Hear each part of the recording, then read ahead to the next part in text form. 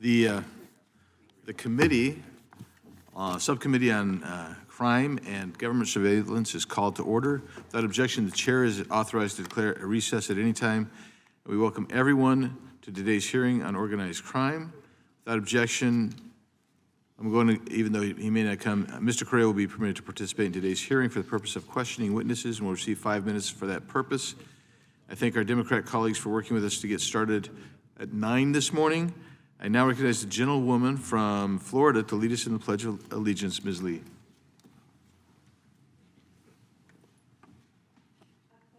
Allegiance to the flag of the United States of America and to the republic for which it stands, one nation under God, indivisible, with liberty and justice for all. Thank you. I now recognize myself for an opening statement.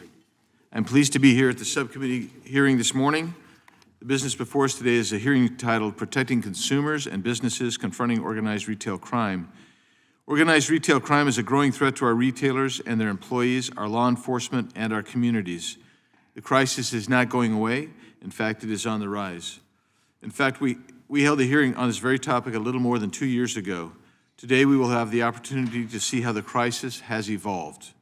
The rise in organized retail crime and cargo theft is causing businesses to close and is endangering the public. It goes beyond simple shoplifting. Organized theft groups strategically steal with a specific intent to resell for profit.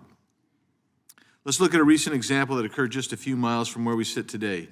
In March 2025, authorities in Virginia and Maryland arrested 2 adults and a teenager responsible for allegedly stealing over $190,000 in a series of organized retail robberies, including $50,000 taken in Fairfax County. The suspects first stole perfume, and when Ulta secured it behind glass, they allegedly began smashing the cases with a hammer to access the products. For larger OTGs, ORC is another business in a portfolio that may also include narcotics distribution, human trafficking, and other illicit activities. In the United States in 2023, Walmart lost $6.5 billion in revenue due to theft and was forced to close 11 stores in 2024 due to the severity of theft across the country. But ORC victims are not only big box stores. 8 in 10 retailers have said the violence and aggression associated with ORC incidents increased in the past year. Additionally, ORC groups have increasingly engaged in cargo theft, targeting the trucking and railroad industries as lucrative new sources of stolen goods. According to the American Trucking Associations, that's ATA, cargo theft has cost the U.S. trucking industry approximately $7 billion per year. Rogue prosecutors and soft-on-crime policies in some jurisdictions are fueling a rise in ORC. Criminals emboldened by soft-on-crime prosecutions and progressive bail reform laws know that they can avoid prosecution and incarceration if they stay below the felony threshold. Thus, criminals intentionally steal products valued just below the dollar amount required for the crime to become a felony, knowing that those crimes are not prosecuted. Furthermore, with some states passing irresponsible progressive bail reform laws, these criminals know that they will be immediately released. Once they are released, they go on to commit similar or more serious crimes without facing any consequences. It's time we fight back. Organized retail crime must be stopped, criminals must be penalized, and shoppers and retail employees must not live in fear. I want to give some key statistics and impacts. Cargo theft costs the trucking industry $18 million per day. That's about $7 billion annually. Retail theft is estimated at $45 billion in 2024 and is projected to exceed $53 billion by 2027. Nationwide job losses attributed to ORC, more than 650,000. Merchandise thefts, shoplifting is up 19% in the past year, on top of a 24% increase in 2022 and 2023. External shoplifting incidents are up 18%. Overall merchandise theft up 12%. 51% of retailers report thieves are more aggressive in the past year, after a 73% reported increase in the prior year. 70% of retailers saw increases in phone scams, 55% in digital e-commerce fraud, 50% in cargo supply chain theft tied to ORC. 66% of retailers report transnational ORC involvement since 2024, and as someone who lives in Arizona, I can tell you transnational theft is a big issue. I look forward to hearing from our top flight witnesses today, our panel of witnesses today, and I'm grateful for them being here, grateful to you in the audience who are here, and grateful to each member of the committee who is here and our staff as well. With that, I yield back on my opening statement, and now I'm moving on to the next thing. Yeah. Oh, we got Mr. Cohen. Yeah, I recognize my friend from Tennessee, Mr. Cohen, for his opening statement. Thank you, Mr. Chair. I am sitting in for Ms. Lucy McBath, who's a good friend and an outstanding member from Atlanta, Georgia. She's fortunately, she's there to help her husband through a surgery, and she asked me to come in. I'm not necessarily known for great activity at 9 o'clock in the morning, but for Ms. McBath, I'm here. So thank you. And I'm honored to be here with Mr. Nels, a hawk on law enforcement against retail crime. Yeah, thank you. Organized retail crime is a very real problem and occurs in every corner of our country.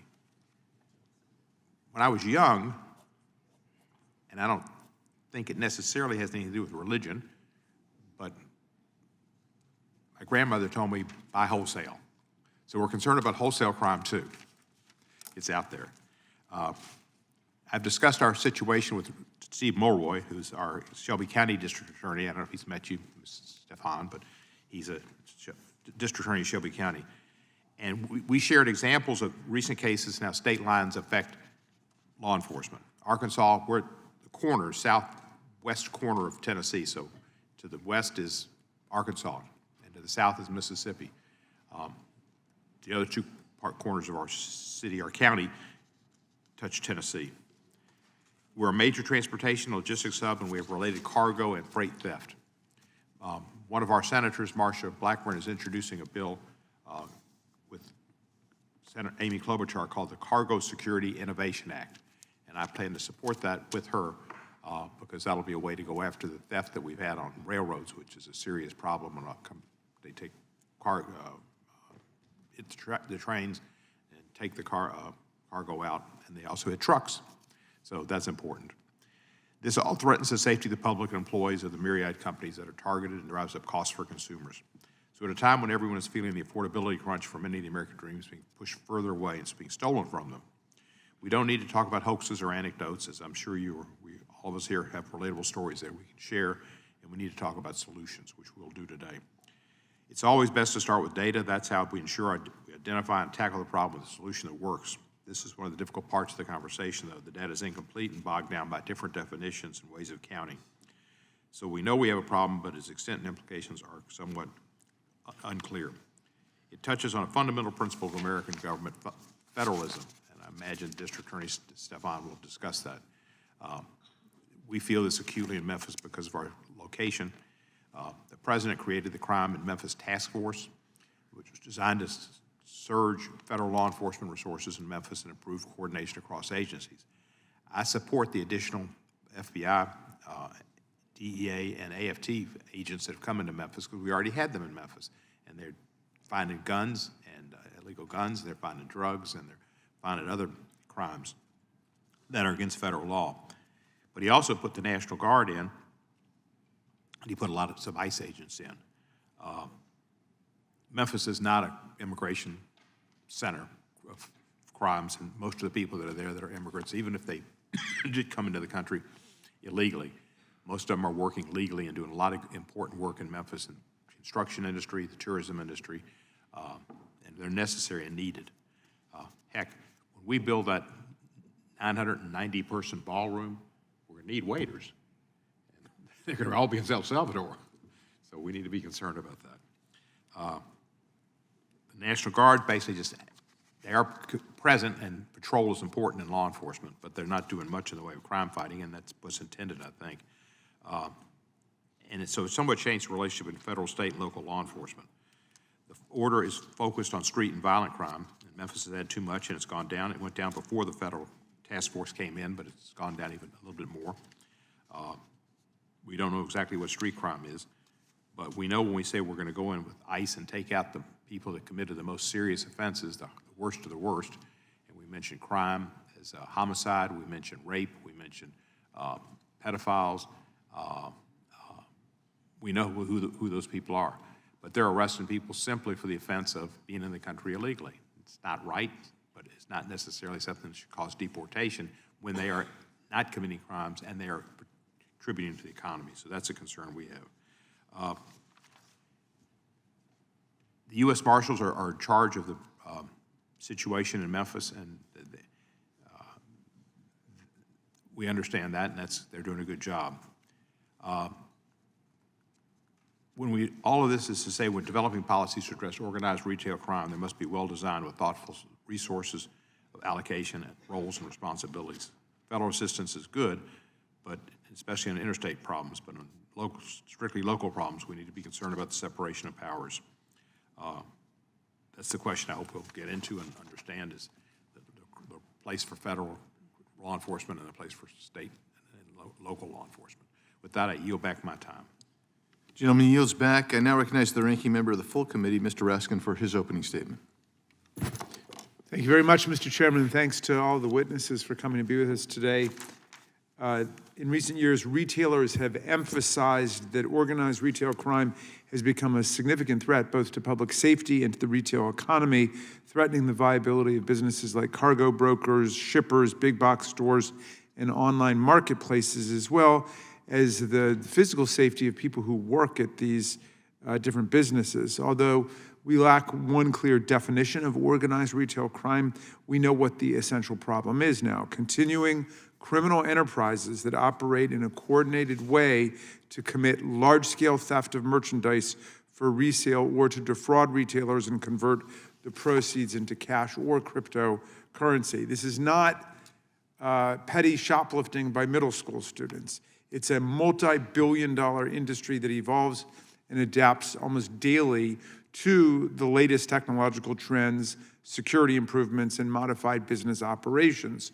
Social media and local news reports are filled with videos of smash and grabs and mobs raiding cargo containers. These accounts are shocking, but they are the tip of the iceberg. Criminal networks recruit people to steal or boost specified merchandise from retailers, sometimes paying the boosters travel expenses, then fence these stolen goods online, shipping them across state and sometimes national borders, and arranging for resale of the merchandise to other stores, or even returning them to the retailer that they had stolen from in the first place. Others steal hundreds of gift cards from retailers. They then peel off the label to obtain the unique code on each card before doctoring them up to look new, returning them back to the store shelves, and using customized software to track the card numbers online. When unsuspecting customers eventually purchase the cards and load them with value, $50 or $100 for a nephew's holiday gift or $500 for a wedding present, the thieves can drain all the money off of the cards for themselves remotely in this diabolically clever scam. The customer only finds out what happened if their disappointed nephew or the newlyweds complain about getting a gift card that has no value on it. It's increasingly clear that these kinds of operations at this scale are coordinated, enabled by the most up-to-date technology and communication tools, and very hard to stop. State and local law enforcement are our first line of defense against organized retail crime, but state and local officials have limited resources and authorities to investigate and prosecute crimes that cross state lines and even international borders. In recent years, federal agencies have taken some interest in confronting this problem, but federal prosecutors tend to focus their own limited resources on the largest and most brazen schemes, especially those involving theft of large amounts of cargo or thefts involving losses in tens of thousands of dollars. Many organized retail theft schemes are too complex for state prosecutors and too modest for federal prosecutors, creating a growing enforcement gap. As this committee grapples with the problem, I see two basic challenges. First, we need better data, because retailers, retail organizations, and law enforcement all track organized retail crime using different definitions and different methods. We've got a hard time canvassing the real scope and dimensions of the problem or formulating an effective targeted response. In some cases, retailers are targeted by the gangs for weeks or even months before it becomes clear that the crime is even taking place. If we're going to tackle this problem, we need standardized national data utilizing a consistent, widely accepted definition of organized retail crime. We cannot dismantle these criminal networks until we have a real understanding of how they operate and how much damage they're causing. Secondly, we need to see better coordination between federal law enforcement agencies and their state and local counterparts. A national task force could be very useful in finding the broader patterns in local incidents and conducting complex investigations across state lines. I would hope any such task force would be nimble enough to follow organized retail crime as their methods evolve. In 2022, Congress passed the Informed Consumers Act to bring more transparency to online transactions on certain platforms. But perpetrators of organized retail crime took note and moved their operations to smaller platforms not covered by the law. A nationwide task force would help us make sure our laws are keeping up with the criminals and ensuring law enforcement at all levels is empowered to counter organized retail crime. I'm glad that we have a very strong panel here today to share their expert knowledge and experience and to discuss solutions that will better protect employees, consumers, and communities across the country. I thank you, Mr. Chairman. I yield back. Gentleman yields back. Without objection, all other opening statements will be included in the record. We will now introduce today's witnesses. And so I recognize the gentleman from California, Mr. Issa, for the purpose of introducing the Honorable Summer Stephan, without objection. Thank you, Mr. Chairman, and this is truly a great pleasure.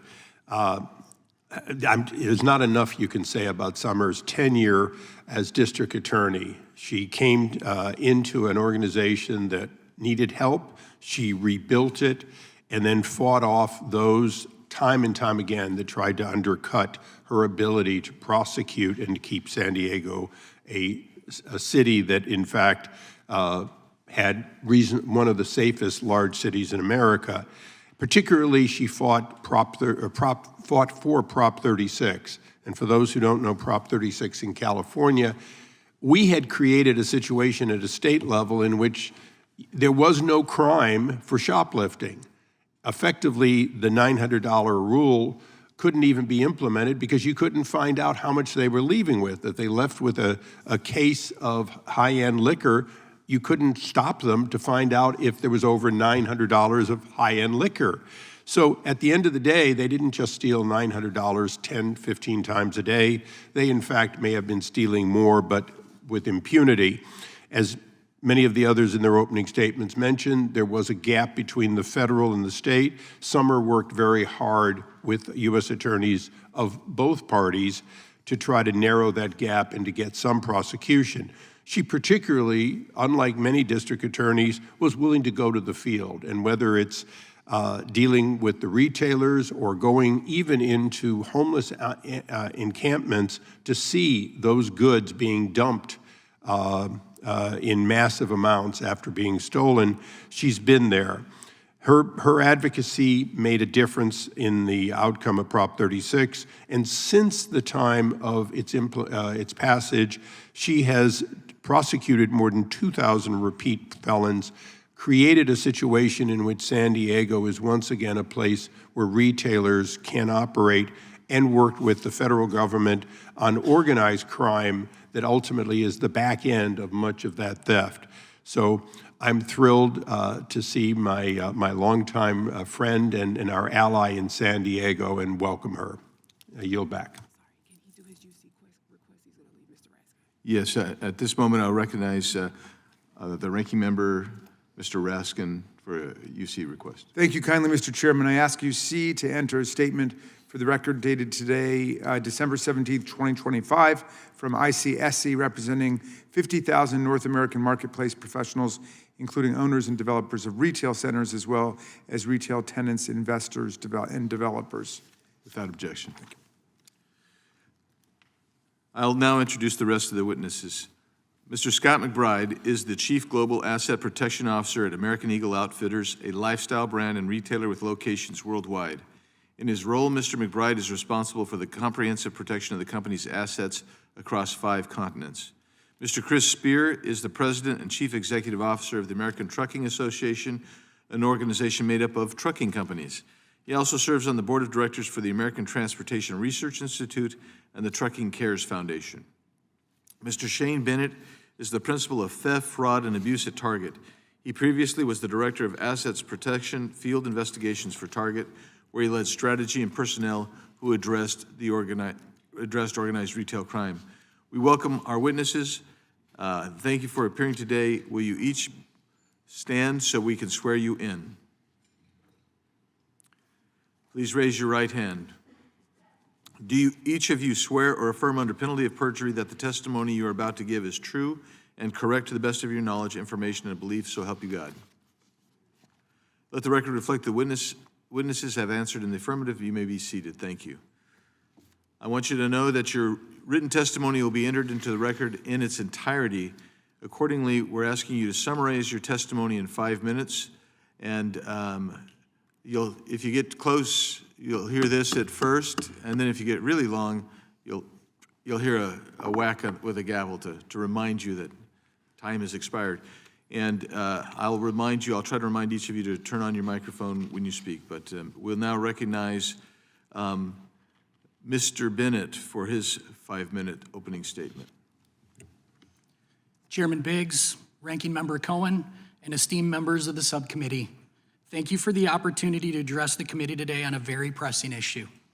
My name is Shane Bennett, and I have nearly 40 years of experience in assets protection and fraud prevention. Currently, I lead retail crime strategy for Target Corporation's fraud and abuse team focused on large-scale organized retail crime, or ORC. Target is a great American company with more than 400,000 team members and 2,000 stores, all here in the U.S. Over my career, I've worked in stores, in the field as an ORC investigator, and in my current role in fraud and abuse. I have witnessed firsthand how dangerous and highly coordinated ORC has become and the impact it has had on both consumers and businesses.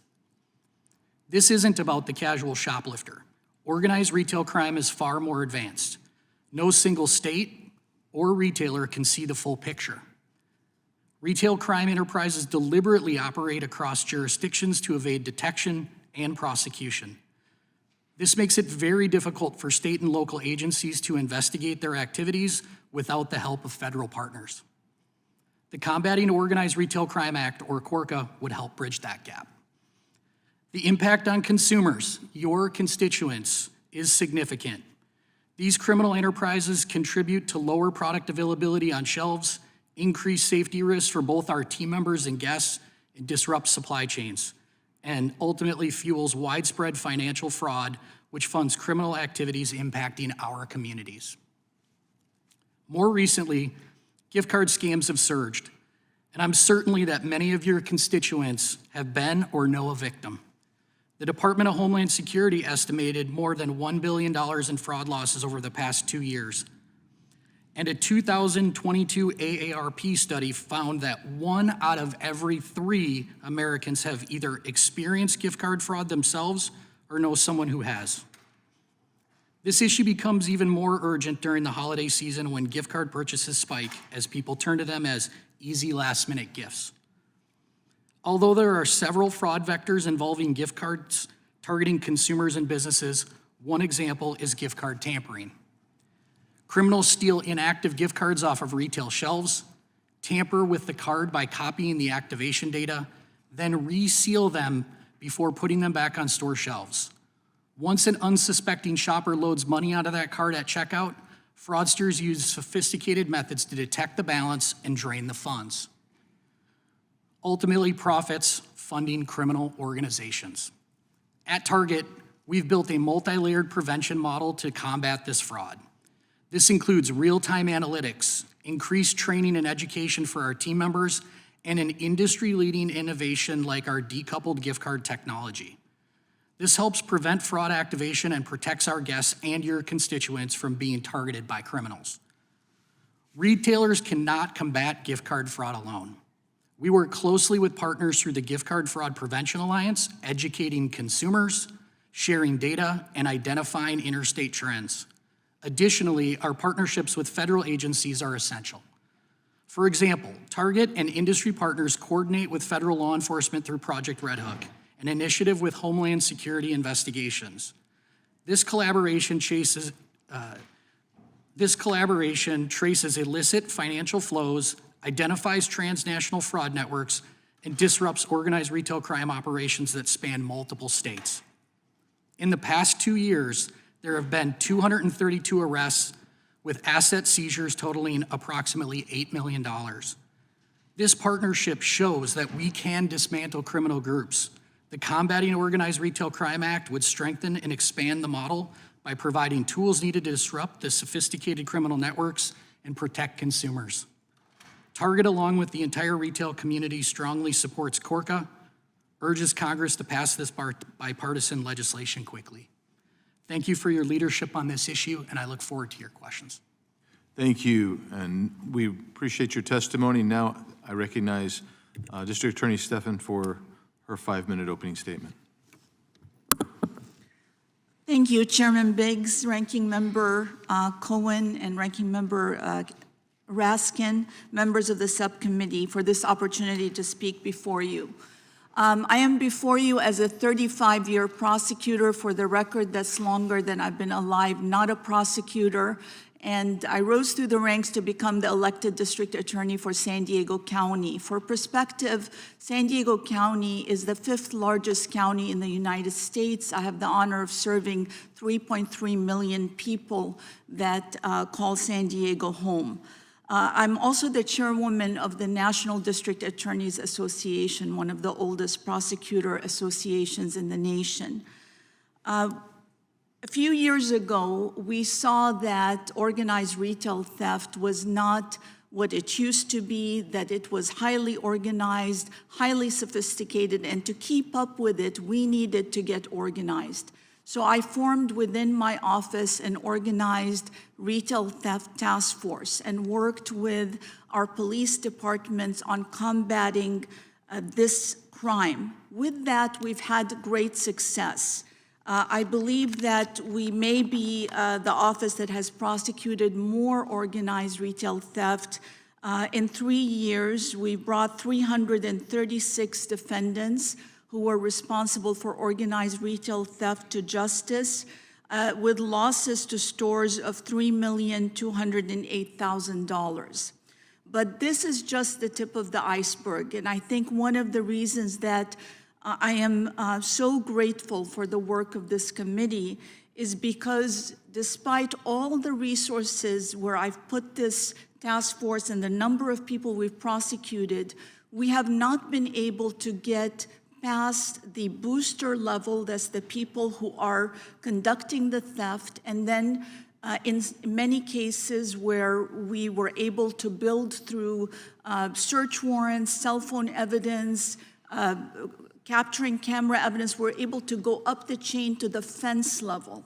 But we recognize very quickly that we cannot get through as a county prosecutor to the level of the organized criminals that are pulling the strings and that are responsible for reselling the products or shipping them overseas to never be found again.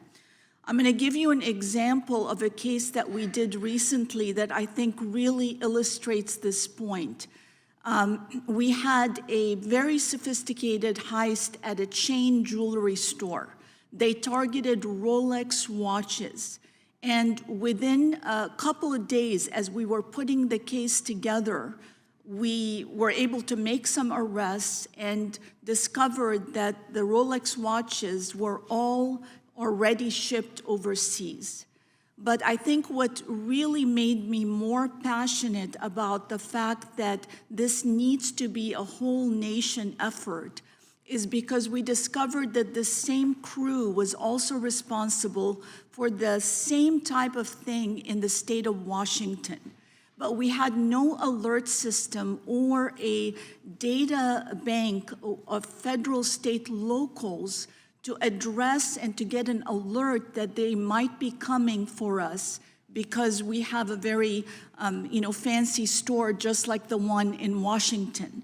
That's just one example, but we've had many cases, especially in the crews that target commercial and home burglaries, that we've discovered have committed a chain of those across the United States. And when we got them, we were able to get the group, but we were not able to recover the product nor to get up to the chain, the international and national chain that's involved. I also want to tell you that another thing about being on the ground is that this is such a victim-centered crime. When we prosecuted the Ulta store $700,000 heist, looking in the eyes of those young workers that expected to have a safe place to work and found out that they couldn't even look at the thieves because they would look at them like, what are you looking at? You can't do anything about it. That really made it clear that we need a national data bank so that we can really go after this sophisticated crime, these criminals, and protect our employees and our community. Thank you very much for this opportunity. Thank you. And now we recognize Mr. Spear for his 5 minutes of testimony. Chairman Biggs, Congressman Cohen, and subcommittee members, thank you for the opportunity to testify about the rapid rise in cargo theft and the threat that it poses to our economy as well as our national security. For over 90 years, the American Trucking Association has represented an industry that now employs 8.4 million of the hardest working men and women in the country. Today, these Americans are on the front lines of an escalating crisis, and they need backup from Congress. Brazen thieves are robbing our industry to the tune of $18 million a day. Motor carriers not only have to replace stolen products, but shoulder higher insurance premiums and invest in new security measures. These added expenses put jobs and businesses at risk, and those elevated costs for fleets are felt by consumers at the store. Plainly, there is a direct connection to rampant cargo theft and what Americans are paying at grocery stores. Across the supply chain, cargo theft is estimated to cost up to $35 billion annually. This is money that belongs in consumers' wallets, not criminals' pockets.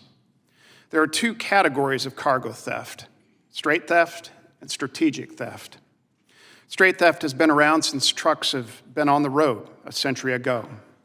It involves the physical theft of cargo from a distribution center or the back of a truck. Crews will stalk tractor trailers and strike when they are stopped at a rest area or even a traffic light, putting truck drivers and other essential supply chain workers directly in harm's way. In Arizona, police recently arrested several individuals who had stolen 6 figures worth of energy drinks. They were later linked to a $3 million heist of electronics. In Georgia, 4 men were recently convicted for multiple thefts of electronics, copper, and apparel totaling more than $1.7 million across the entire Southeast. These incidents are happening in every state and in every district. In contrast, strategic theft involves the use of advanced cyber tactics to trick shippers, brokers, and carriers to divert and hand over their loads. This high-tech form of cargo theft has become a digital renaissance for thieves, surging 1,500% since 2021. Over 90% of fleets are small businesses operating 10 trucks or fewer, yet they are forced to compete in an arms race, trying to match the formidable technological capabilities of sophisticated criminals who are often based overseas. The transnational aspect of cargo theft also makes it a national security issue. Proceeds from stolen goods finance other criminal activities, including drug trafficking, organized crime, and even potentially terrorism. In just one example, a shipment of high-end refrigerators was stolen from one of our Memphis, Tennessee members in St. Louis. The local police filed a report, but declined to investigate further. Several months later, the ATF stumbled across the refrigerators when they raided a warehouse. They were being stuffed with U.S. drug profits before being sent back across the southern border. What the local police dismissed as a simple insurance matter turned out to be a pivotal piece of a Mexican cartel's operation. Trucking is interstate by nature, which means the thieves targeting the cargo we haul are interstate as well. State and local law enforcement often lack the resources and the jurisdiction to adequately investigate cross-border crimes. This is clearly a federal responsibility. Only the U.S. government is equipped with the capability and the constitutional authority to pursue criminals across state and international lines. For these reasons, ATA strongly supports the enactment of the Combating Organized Retail and Crime Act. This legislation would provide law enforcement with the tools and enhanced legal frameworks to combat this highly complex national and international threat. Rather than ignoring what our economy needs, CORCA would centralize data and coordination, federal, state, local, and industry, and proactively unravel schemes orchestrated by transnational crimes. The theft of cargo is a nationwide problem, and it requires a national solution. By bringing the fight to organized theft groups, CORCA would help safeguard Americans who work in our supply chain, and it would protect national security. Thank you, and I look forward to answering your questions. Thank you. Next, Chair next recognizes Mr. McBride for his 5 minutes opening statement. Chairman Biggs, Congressman Cohen, and esteemed members of the committee, thank you for the opportunity to address the critical issue of organized retail crime. ORC is not new. What is new is the veracity, sophistication, frequency, and geographic reach that has escalated dramatically in the last 5 years. These criminal networks exploit the internet and encrypted messaging apps to recruit thieves, coordinate consolidation of stolen goods, and liquidate them through illicit online marketplaces or black market sites.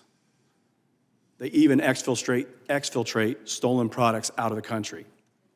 Simultaneously, retailers have invested in new technologies and provided clear insights to the scope of these thefts, timestamping video evidence, pinpointing locations of the missing items, and enhanced collaboration with law enforcement. Despite our efforts, the problem continues to grow. ORC is far more than simple shoplifting. It represents a sophisticated criminal network and enterprises perpetrating massive thefts and escalating violence against our associates and customers. These groups cross jurisdictional lines to avoid prosecution, deploy professional-style tactics to fuel their nefarious operations, include reverse logistics, illicit liquidation, financial crimes, and recruitment. They repeatedly victimize retail stores of all sizes, from the mall to the strip center to the big box and Main Street, and from home improvement to grocery to apparel and sporting goods. They interrupt the normal shopping experience for our customers, demoralize our associates, and disrupt our supply chains. The rise in retail theft and violence is highlighted in the NRF's annual Impact of Violence and Theft report. This year's data reveals that retailers have experienced a 19% increase in merchandise thefts over the past year, compounding on the reported 24% increase from 22 and 23. And on violence, 51% of retailers report thieves are more aggressive this year than the following 73, and in addition to the 73% increase from last year. In-store theft is only one aspect of organized retail crime. Groups have become more sophisticated in both method and tactic. Over the past year, 70% of retailers have reported increases in phone scams, 55% increased their digital and e-commerce fraud, and over 50% saw increases in cargo theft. Criminal groups utilize military-style tactics, counter-surveillance to commit cargo thefts on railroads, complex deception tactics to obtain gift cards, and cyber criminals' activities to steal freight across the supply chain. Consider one of my most recent cases where Homeland Security investigations worked alongside state and local police to investigate and interdict a consolidation and exfiltration scheme. Stolen apparel was being prepared to be packed into a Sealand container destined to cross the Texas border into Mexico. With the assistance of corporate investigators, HSI recovered approximately 2,000 pairs of American Eagle jeans, retail value of $100,000, inside of nearly $2 million in other apparel. RFID research revealed my items were stolen from 35 stores across 13 states within the past 4 weeks of that time. The group was tied to a group out of Houston and Katy, Texas, that had linked to transnational criminal organizations in Mexico. Another example is when a further example was when 20 stolen vehicles arrived with more than 40 individuals suddenly converging on a suburban mall, armed with implements of destruction ranging from tire irons to firearms that endanger customers, and threatened staff to commit theft. This was a coordinated attack with premeditated malice and a determination to plunder and escape. The stolen items were not necessities. This group operated under the direction of a larger entity, with means to mobilize and monetize their illicit gains. In conclusion, the Combating Organized Retail Crime Act, CORCA, is an essential missing layer. It would establish a cargo theft and retail crime coordination center, bringing together federal, state, and local law enforcement with private sector experts to share vital information. As a professional dedicated to protecting consumers and associates, I implore all members of Congress to work together to ensure the Combating Organized Retail Act urgently becomes law. Thank you for providing me this opportunity to testify. I look forward to answering your questions. Thank you. And I recognize myself now to enter a UC. We have a letter from the National Association of Convenience Stores about this issue and about this topic. So I'll admit that into the record without objection. Now I recognize the gentleman from North Carolina, Mr. Knott, for his 5 minutes. Thank you, Mr. Chairman. Thank you for holding this important hearing. To the witnesses who were here, I look forward to this conversation. We are very excited to have this hearing because it addresses a very real problem.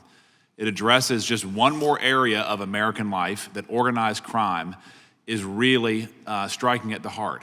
And when you step back and look at the effect of organized crime for a variety of reasons, including unchecked migration from people all over the world coming to this country, some of whom are coming with bad intent.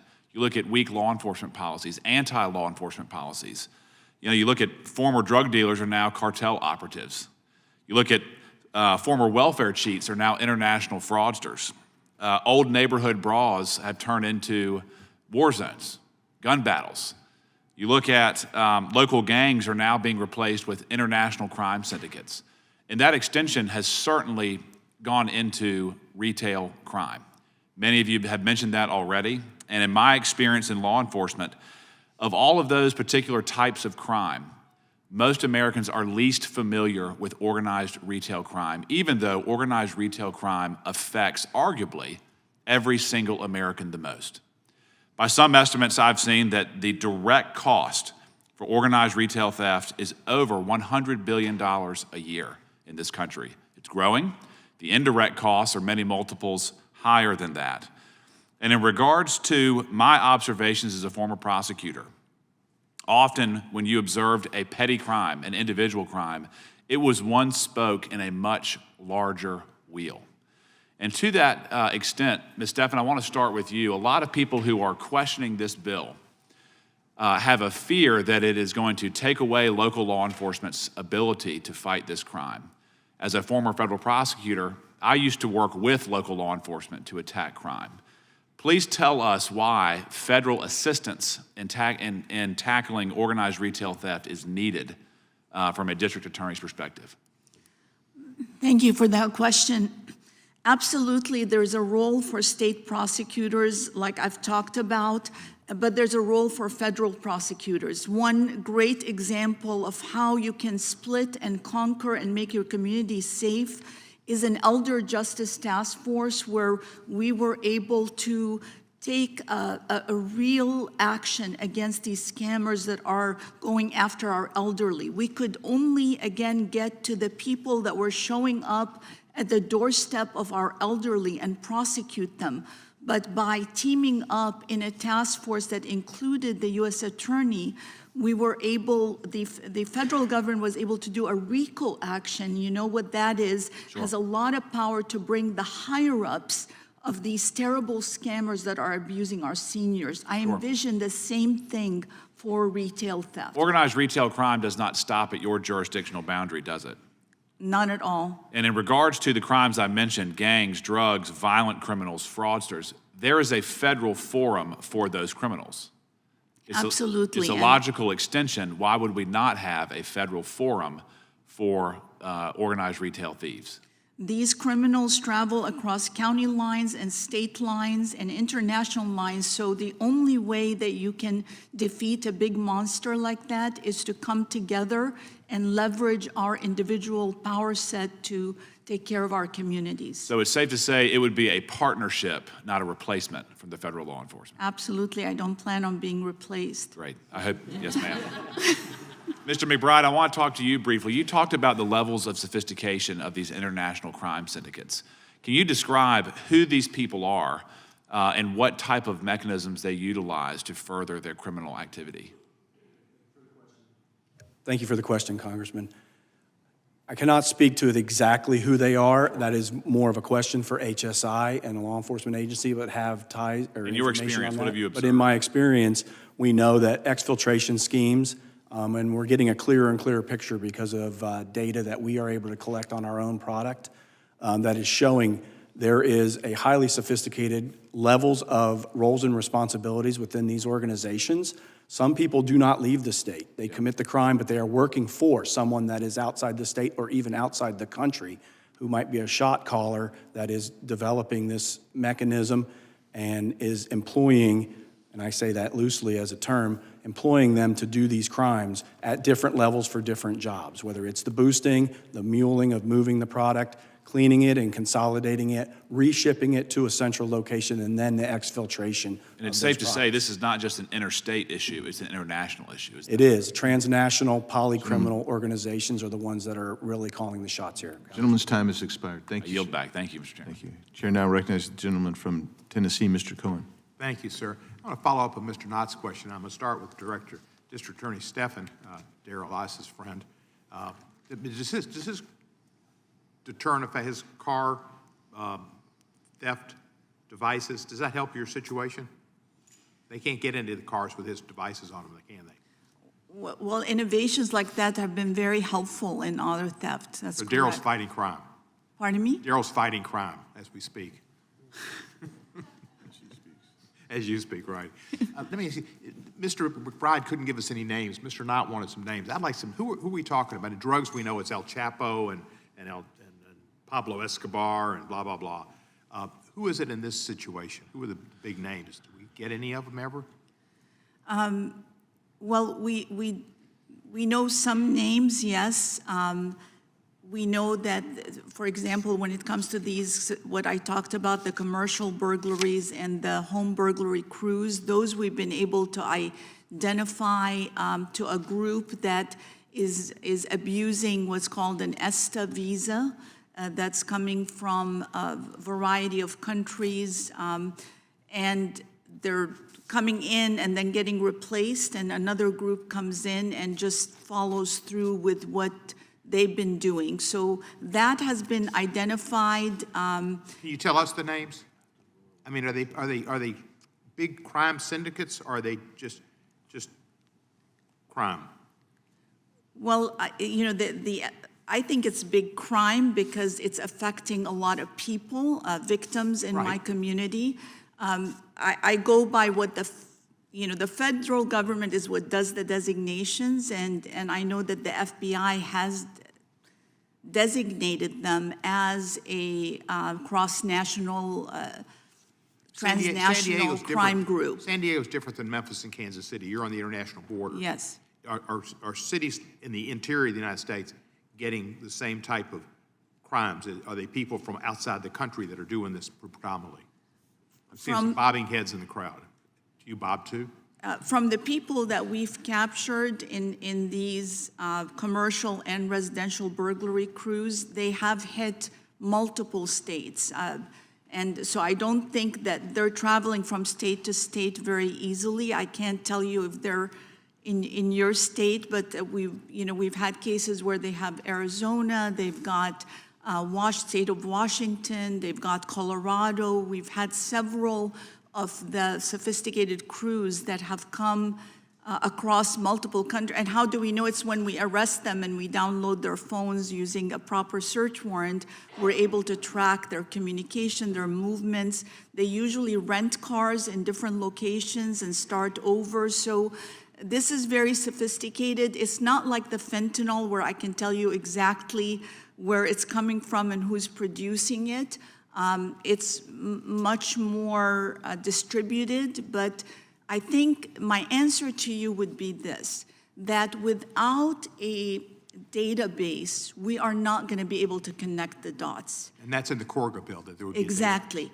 And in the Corca bill, section 17, numerals 6, it talks specifically about that part of what it's going to uncover is connections with intersections with other criminal activity, like potentially elder scams, like human I've only trafficking. got about a minute left. Let me ask you this, and if anybody else can answer me too. What I'm trying, and I don't know if I know the names anyway, but it's just like, is there an Al Capone out there? Is there some big criminal type that's in charge of this whole deal?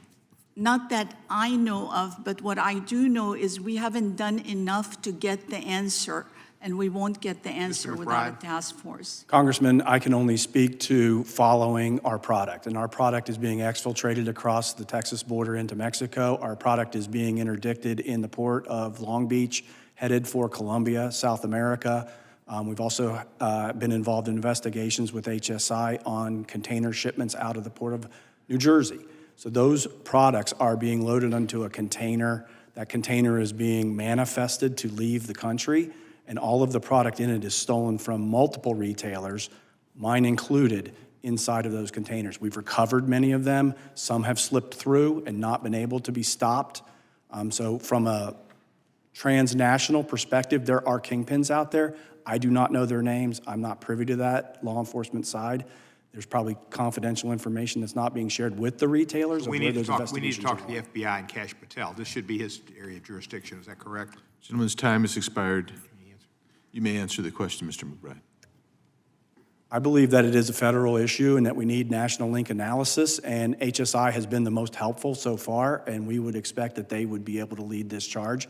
The FBI is certainly involved as a partner, along with other federal agencies. Thank you, sir. Chair now recognizes the gentlelady from Florida, Ms. Lee, for 5 minutes.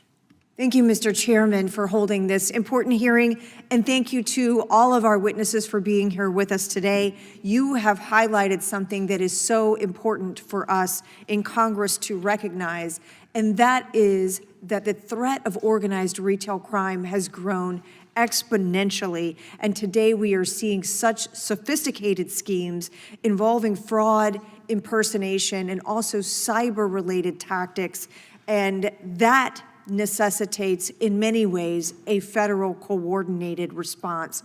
In my home state of Florida, we have seen an increase in cargo theft, and it's impacting freight hubs all over our state. The increasing sophistication of these criminal networks highlights that need for greater federal law enforcement support. And so, Mr. Spear, I would like to go back to you and your testimony. One of the things that you noted is that there is, in some state and local law enforcement areas, a lack of resources and jurisdiction, and you noted that this was clearly a federal responsibility.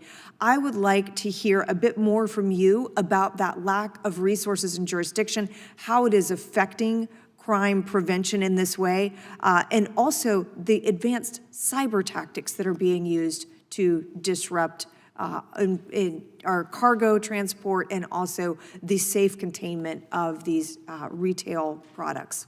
Thank you, Congresswoman. Yes, I'd be happy to.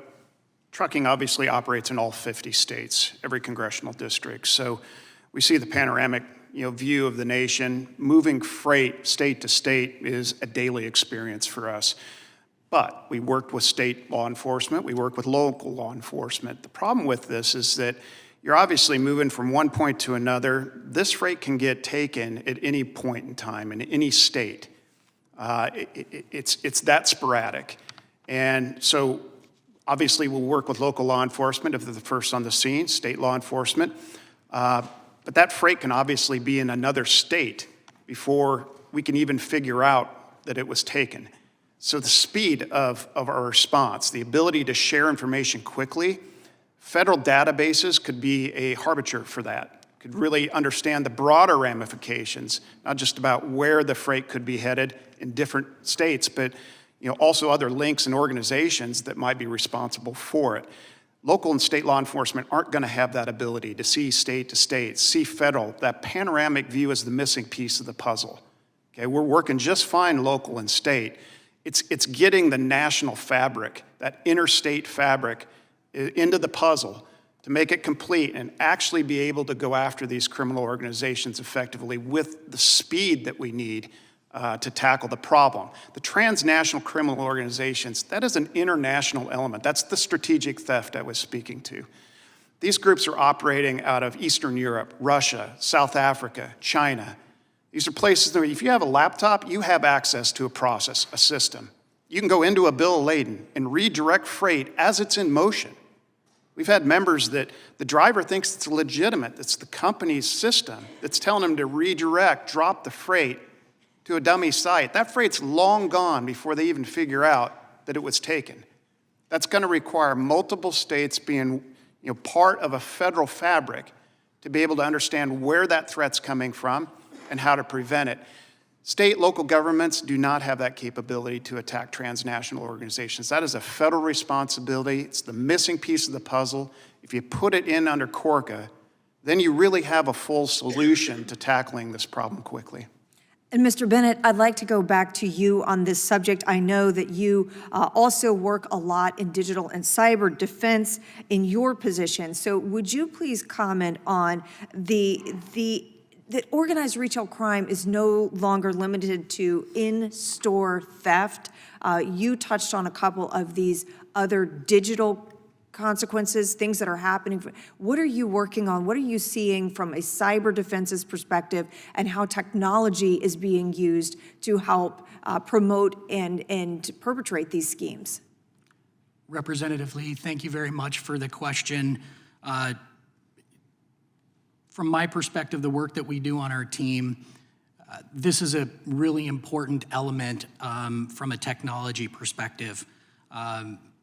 Advanced analytics, identifying patterns of behavior, all of these things are critically important. I'm sure everyone on the panel has received a text message that says you didn't pay, you need to pay a fee or a fine, an easy pass.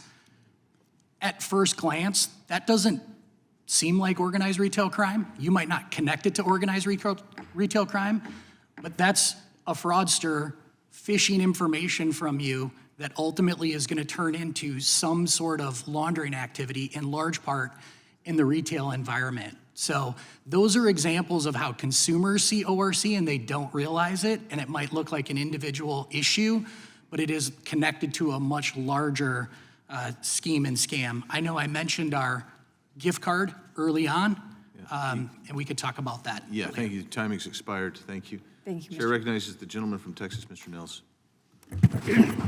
Thank you, Mr. Chairman. Thank you all for being here. I, as a former sheriff for Fort Bend County, Texas, in law enforcement for 30 years, back in 2018 already, we were experiencing organized crime in the greater Houston area. We arrested several individuals from Venezuela coming in, committing many burglaries, residential burglaries. We had them coming in from Honduras and everywhere else.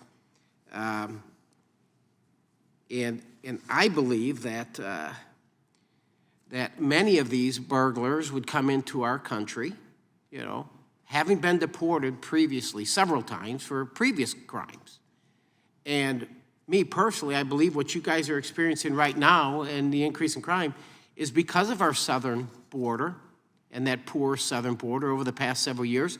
Would you agree, if I just go down the line, would you agree that our policies at the southern border have contributed to this chaos we see in organized theft, retail theft across our country? Just a yes or no. I can't answer that. Okay, then we'll go to the next, yes. Mr. Bennett. Yes or no? The view that we often have in retail is limited, so I can't really answer that. Okay. We move 76% of the USMCA freight. So, yeah, it's definitely an issue. We're a moving target. Yeah, you highlighted the fact that they were was you the one who talked about the refrigerators? That's correct. And they were going back and across. That's correct. Mexico and everybody else. How about you, Mr. McBride? I do not have any data that would lead me to be able to say yes or no. Well, I think the average person that has served in law enforcement for all the years, you're seeing what Trendiago was doing, and I'm assuming that they're probably involved with some of this, but just my experience as a sheriff, I think over the past several years, our southern border policies has contributed to this chaos, whether it's in just retail theft or just Part 1 crimes, everything. I mean, assaults, all of it, as a result of our southern border. And I'm going to make a prediction. You've seen an increase in crime I mean, the numbers are saying, you said that over the past several years, these crimes have become increasing. Do you believe that with our position now at the southern border with Donald J. Trump, are you optimistic that we're going to see a reduction in some of this organized retail crime as a result of our position at the southern border with just not letting anybody in anymore? Just yes or no, ma'am? I can tell you definitively when it comes to drugs and fentanyl, yes. I cannot tell you with regard to retail. I'm assuming theft. retail theft will probably help them with their drug addiction. My perspective would be that we need the support from the federal government to help solve this issue. If he signs this bill, Corca, absolutely. I think he'll have the piece of the puzzle that we need to combat it, not just domestically, but internationally. My position is that organized retail crime is recruiting and has recruited more than we know across all states, and that Corca is the only way that we're going to get visibility to this type of crime and this crime scheme. Well, again, through my experience as a sheriff in arresting some of these bad hombres, knowing that after we've arrested them, they've been deported 4, 5, 6 times for some of the same damn crimes they've committed before, we've arrested, but they keep coming back. I'll just say this, Mr. Bennett, the federal government is getting involved because Donald J. Trump has secured the southern border. He's secured the southern border. So the way you reduce, all of this recidivism is keep them out of our country, right? Keep them out.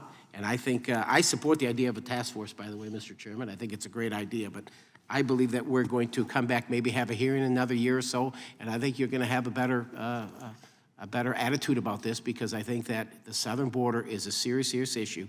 And now that it's been solved by keeping the bad hombres out, help is on its way, is what I'm saying. I yield back. Gentleman yields back. I recognize the gentleman from Wisconsin, Mr. Tiffany. Thank you, Mr. Chairman. Mr. Bennett, the leading home improvement retailer in the Midwest, they gave me an example of theft that's happened in their stores. Does this sound plausible? The numbers are really staggering. 2022, husband and wife teams steal over $33,000 worth of goods. They've stolen $500,000 from other retailers. 19 different teams of Romani suspects. Some people refer to them as gypsies. Across the Midwest, stealing electrical breakers, $165,000. 2024, 8 different suspects committing theft via credit card to the tune of $224,000 at 46 locations. A total of 107 individual police reports. Only 3 have been arrested. 2025, 209 separate instances of rental equipment theft, 128 different stores, $350,000 loss. Is this plausible? Representative Tiffany, thank you for the question.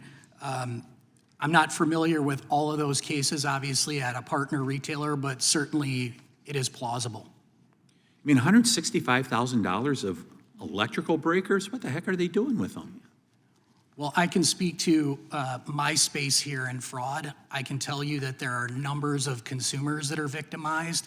I've worked cases where we've had 38, victims from 38 different states all linked to one investigation. So these sort of complex, structured activities are certainly plausible. Mr. Spear, I'm going to follow up on Mr. Nell's questioning here.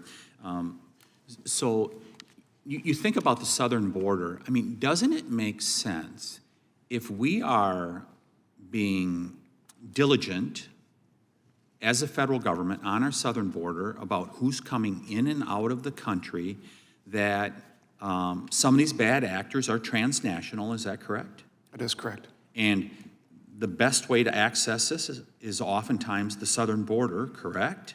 It's a contributing factor.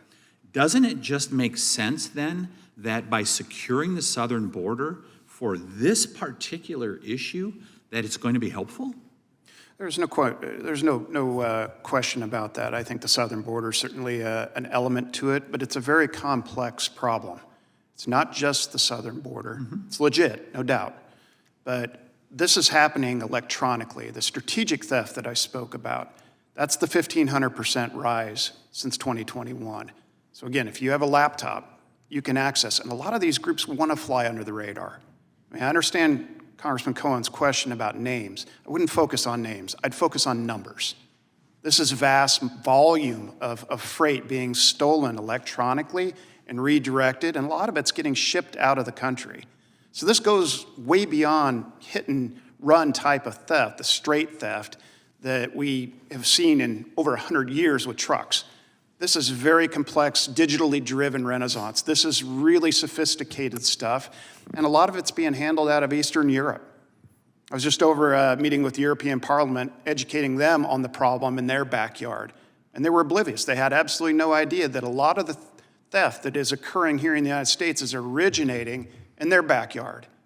And there needs to be an element, a federal element that coordinates that. States, localities do not coordinate with Interpol.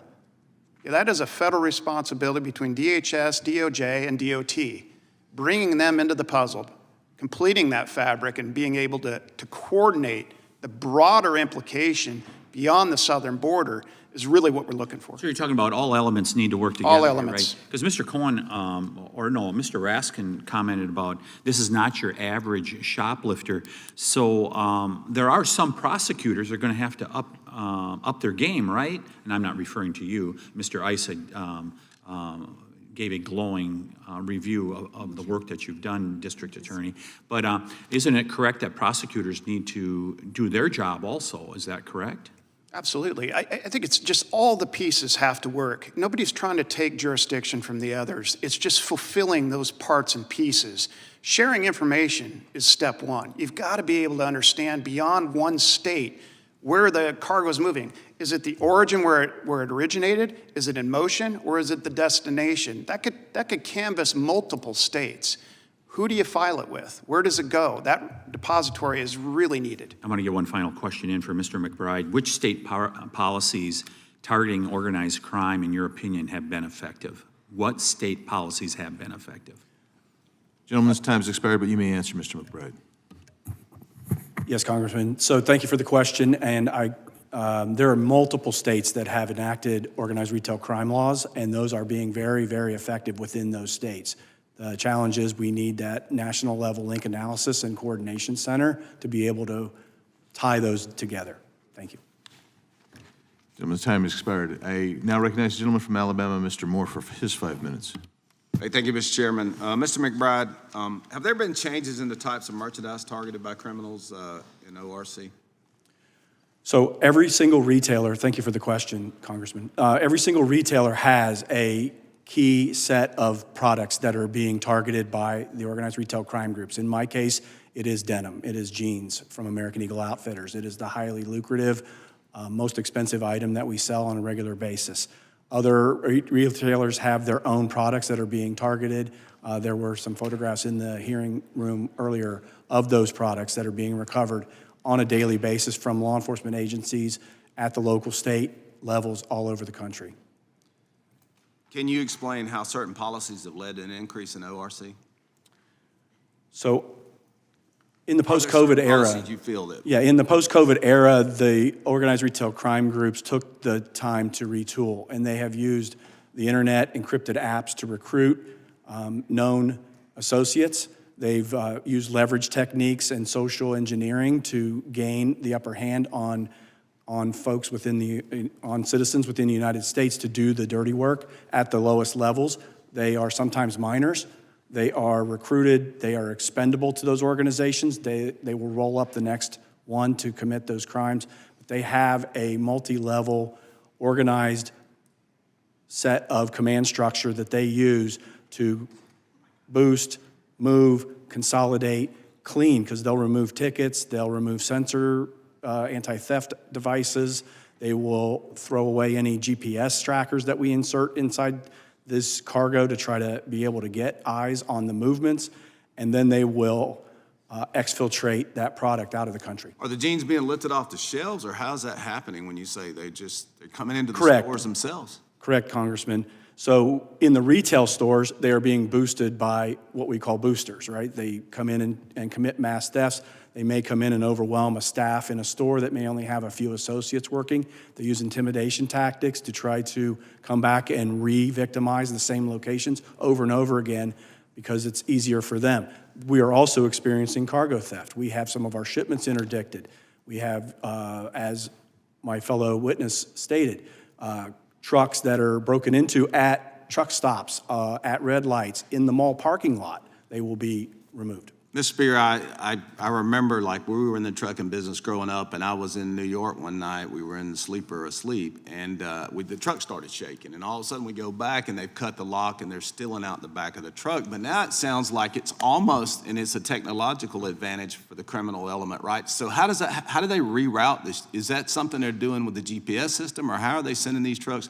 Do they look official, and then they send them an email and say, hey, you're going here? How does that happen? Yeah, hackers will get into the systems, bill of ladings. They can see, actually, the most expensive cargo. That's what's different here. It's not just a hit or run and we roll the dice that we get something valuable. They know what's in the truck. It could be pharmaceuticals, it could be munitions, it could be a whole host of things that we don't want criminals to even know is in the truck. You can see that when you get into the system. And they double broker. They work with brokers. They are a facade. They're going as a legitimate motor carrier. But they're a front, they're a false front, and they intervene in that process as the broker is handling the freight from the shipper to the motor carrier. They pose as a false carrier, basically. So will they take it to a dock or a warehouse somewhere normally, or? Yeah, it'll move in generally multiple states. These are products that often end up going overseas. Energy drinks, they're banned in multiple countries. Didn't know that, actually. It's like Coors beer used to be banned, and the Smokey and the Bandit, they would move them east in the state. But growing up in Wyoming, I can understand. You know all about that, Yes, I do. Energy drinks, they put them on the black market in these banned countries. It's a very sophisticated crime. It's not just the hit and run type of crime that we're familiar with for the last 100 years. This is, a very crypto-driven criminal activity that's done overseas, well above. Yeah, I was in New York that night. They stole shrimp out of our reefer unit. But, the thing was, they didn't know what was in it. I'm amazed now that they actually get the bill of lading and know what they're stealing. Mr. Bennett, one last question here. Do you think soft on crime policies affect the safety of your employees and customers inside Target stores? My experience is that we have seen violence in our stores, and I think that crime in our communities is problematic. And what is most important to us at Target is protecting our teams and our guests, and we certainly focus on that from a strategy perspective. Gentleman yields back. Chair recognizes the gentleman from California, Mr. Kiley, for his 5 minutes. Thank you, Mr. Speaker. In California, we have had probably the worst retail crime problem in the country. You go to our major cities, most of the things in basic convenience stores are behind lock and key, and the cause of this is probably threefold: a lack of resources for police, some rogue district attorneys like George Gascon in LA, who fortunately has been removed by the voters, and then very weak laws when it comes to punishing retail theft. Things got so bad, we have a witness from Target here today, that last year our governor, Gavin Newsom, was visiting a Target when a thief absconded with a variety of merchandise, and the governor starts berating one of the Target employees, saying, "Why aren't you stopping them?" And apparently the employee didn't recognize who she was talking to and said, "Well, we can't because of the governor." Despite this, the governor himself opposed an initiative that I was part of last year to actually restore some real consequences for retail theft in California. It eventually became known as Prop 36. The governor led the opposition against it. The state's political class closed ranks in opposing Proposition 36. And yet, at the end of the day, it passed with 68% of the vote. It passed in every single one of California's 58 counties, even Governor Newsom's San Francisco.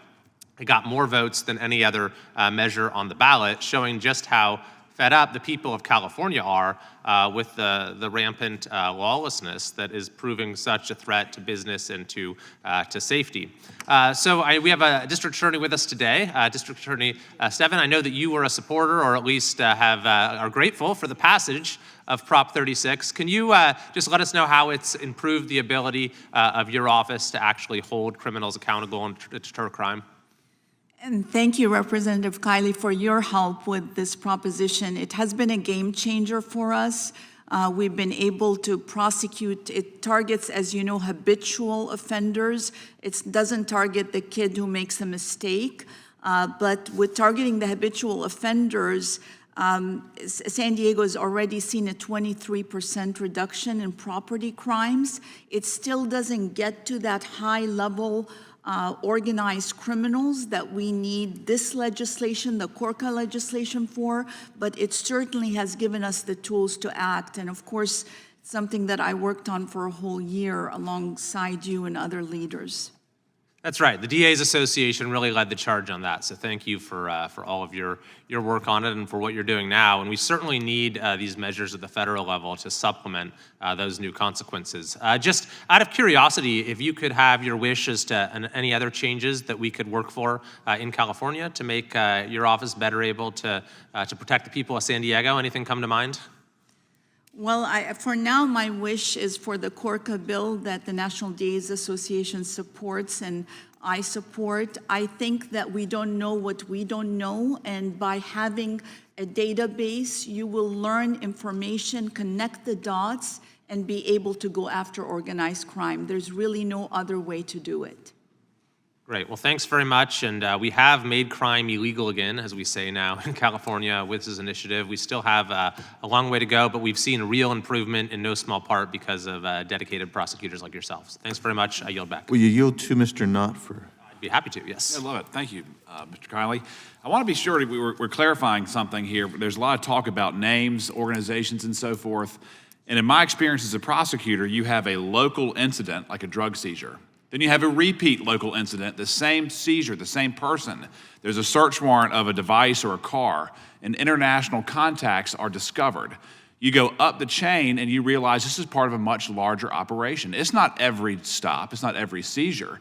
But when you uncover an international organization with a more sophisticated wheel, you have a forum in federal law enforcement to hand that case over to. That's where I receive the cases. And we're talking about whether it's drugs, whether it's firearms, whether it's human trafficking, there is a forum when those incidents occur. There's not that forum for retail theft. And the retail theft is occurring over and over and over with impunity. I just wanted to clarify that. Is that consistent with what you've experienced, Madam DA?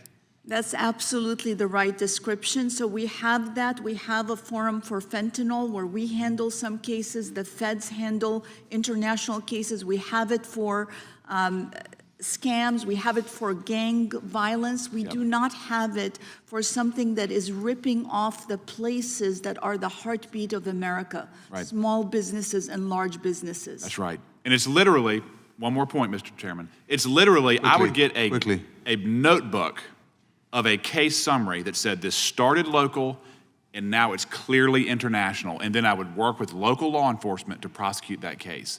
You can't do that with retail theft. We need to fix that. That's right. Thank you, Mr. Naughton. Those are great points, appreciate them. And so I recognize myself for 5 minutes. So this kind of reminds me of the pre-1972-ish idea in America that there was no such thing as the mafia, if you remember that. Hard to believe, but we went into the 70s. The movie The Godfather was required to remove the term Cosa Nostra or mafia from it by Joe Colombo, who was the head of the New York crime families, one of the 5 families. And so this kind of reminds me of that because none of us know who the kingpin is. We know that it involves international manipulation, and we know and suspect that, in my opinion, I suspect that you also have some south of the border cartel activity as well directing this, because I live in Arizona and we see evidence of this.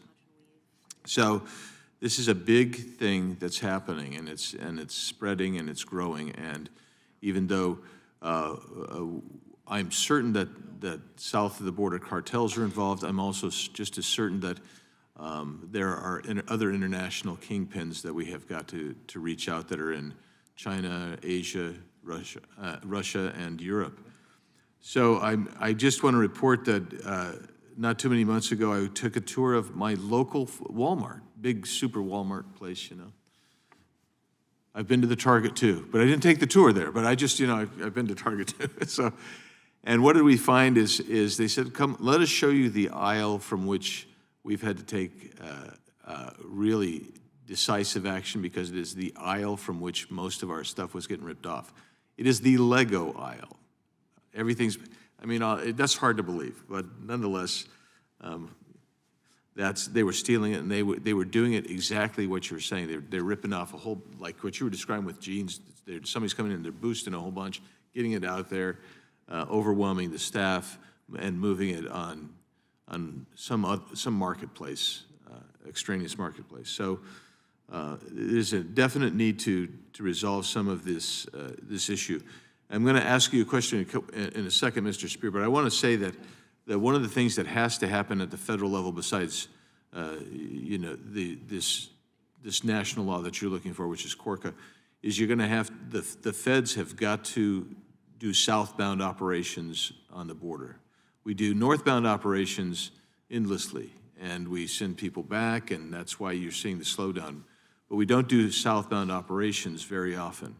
And that dearth, that void, allows truckloads of various items to go south of the border without ever being detected, because we just don't have the personnel nor the strategy to interdict going south. So southbound operations is going to have to step up if we're going to really close this thing down. Mr. Spear, I wanted to ask you a question with regard to your testimony on page 10 of your testimony. I'm trying to figure out your tables 8 and tables 9.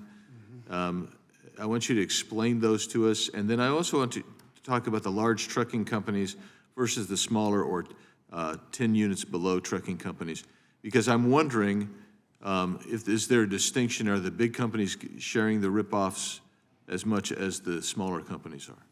Yeah, if you look at page 10 of the written testimony, table 8, table 9, table 8 is centered on motor carriers. So these are actual trucking companies that are moving the product. And these are the states where we're witnessing the most activity year over year. So as you can see, there's a lot of states in here that are ports.